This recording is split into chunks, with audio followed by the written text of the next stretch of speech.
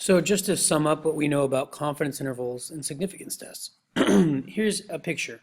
And this helps to really visualize it and be really, get the image down to understand what we mean.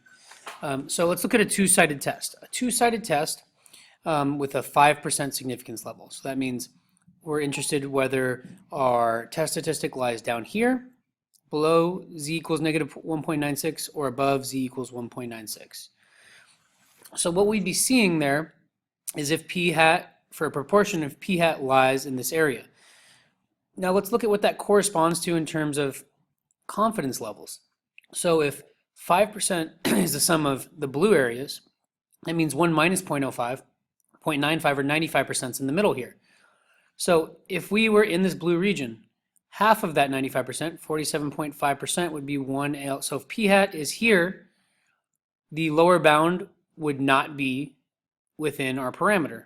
So our null hypothesis says this value right here in the middle along this line is our true parameter. It's claiming that's true. If we got a test statistic here, remember that it would be in the middle of our confidence interval, and the lower bound would not include that value.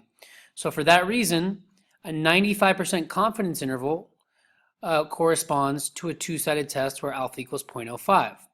Meaning in the confidence interval, if the value is not included, the claim from the null hypothesis, then we would reject it. So in general, for a two-sided test, we could do 100 to make it a percent. 1 minus alpha tells us the confidence interval. 1 minus alpha gives us a proportion, multiply by 100 to make it a percent. So 1 minus alpha here was 1 minus 0.05, multiply, which is 90.95, multiply by 100 to get 95% confidence interval. Let's look at what it'd be for one-sided. Stop and think to yourself. For one-sided, it's going to be different if alpha is 0.05. This area altogether would be 0.05. So this is if our alternative hypothesis is less than for a one-sided test. Here we have 0.05 is that whole area there. So the corresponding confidence interval would be a little bit different.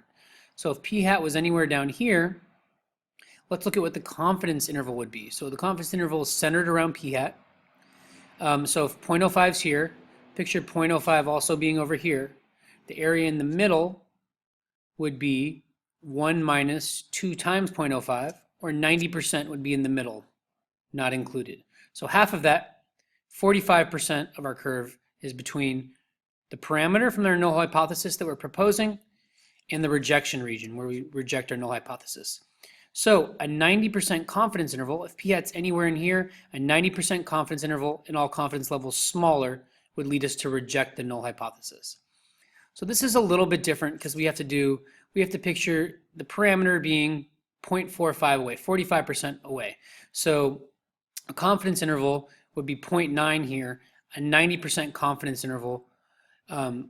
If p hat is in this blue region, a 90% confidence interval would also lead us to reject. So a 90% confidence interval corresponds to an alpha level of 0.05 for a one-sided test. So in general, 100 times 1 minus twice alpha to get the confidence interval there. And that's because the p-value is all on one side. It's not split between the two sides. So to do this, what I would always do too is one-sided, all the p-values there. So this is 0.05. Now the confidence interval, you look at what's in between, what's not included in those. So that'd be 0.05 over here. So 90% is in the middle. That means this from the parameter for our significance test, our proposed parameter, to the rejection region would be 45%. So confidence interval, p hat's here, it would have a 90% confidence interval, would not include this area for the upper bound, and the lower bound would extend over here into this area. On the other side of things, if our rejection region was up here and the p-value was up here, it'd be the same thing, but the lower bound wouldn't capture it. So if a confidence interval doesn't include the value from our null hypothesis, we would reject the null hypothesis. That's how they're similar.